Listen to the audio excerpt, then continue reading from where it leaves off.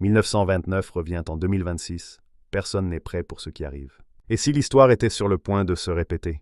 En 1929, la plus grande crise financière de tous les temps a détruit des fortunes, fermé des banques et plongé le monde dans une décennie de chaos. Presque 100 ans plus tard, les mêmes signaux reviennent. Dette record, marché surévalué, bulle technologique, consommation à crédit. 1929 n'est pas une page du passé, c'est un miroir de notre présent. Et 2026 pourrait bien être le nouveau krach mondial que personne ne veut voir arriver. En 1929, tout semblait parfait.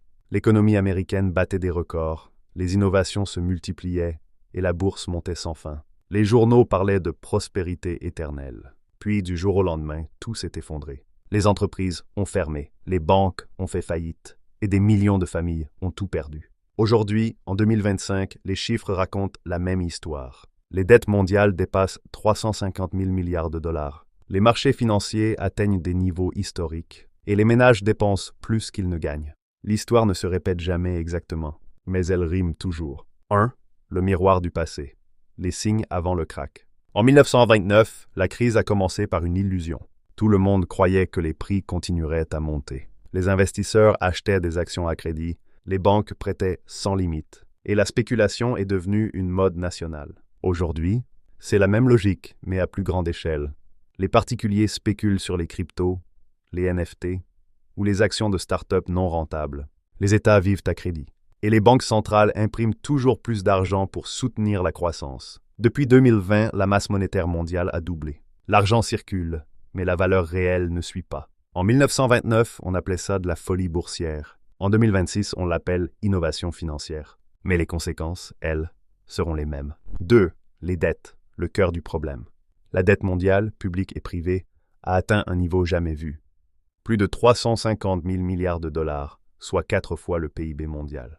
Les États empruntent pour subventionner les ménages. Les ménages empruntent pour maintenir leur train de vie et les entreprises empruntent pour racheter leurs propres actions. C'est une pyramide fragile et il suffit d'une seule hausse brutale des taux d'intérêt pour tout faire basculer. Les États-Unis dépensent déjà plus de 1000 milliards de dollars par an, rien qu'en paiement d'intérêts. En Europe, certains pays dépassent 120% de dette par rapport à leur PIB.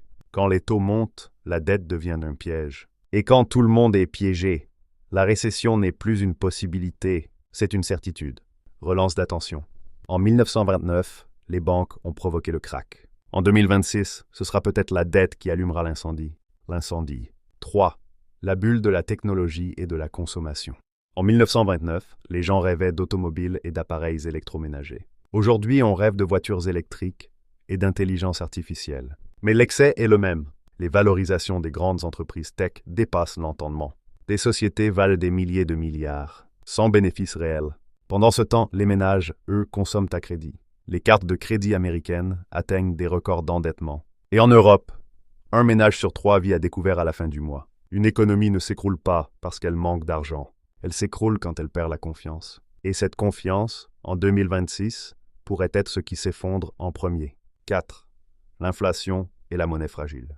Pour lutter contre la crise de 2020, les banques centrales ont inondé le monde de liquidités. Résultat, une inflation durable qui ronge le pouvoir d'achat.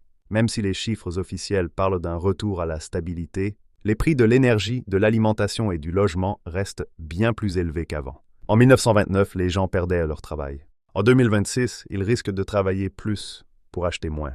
Le vrai danger, ce n'est pas la chute des marchés. C'est l'érosion lente de la valeur de ton argent. 5. Le scénario de 2026, un choc global. Imaginons la suite logique. Les dettes deviennent insoutenables. Les taux d'intérêt continuent de grimper. Les investisseurs vendent leurs actifs risqués. Les bourses chutent, les entreprises licencient et les gouvernements impriment de nouveau de l'argent pour calmer la panique. Mais cette fois, la confiance mondiale n'est plus la même. La crise de 2026 ne viendrait pas d'un pays, mais de tout le système à la fois. Une crise mondiale, lente, invisible au début, mais inarrêtable une fois lancée. 6. Comment s'y préparer? Aucune crise ne dure éternellement. Mais chaque crise récompense ceux qui comprennent les cycles économiques.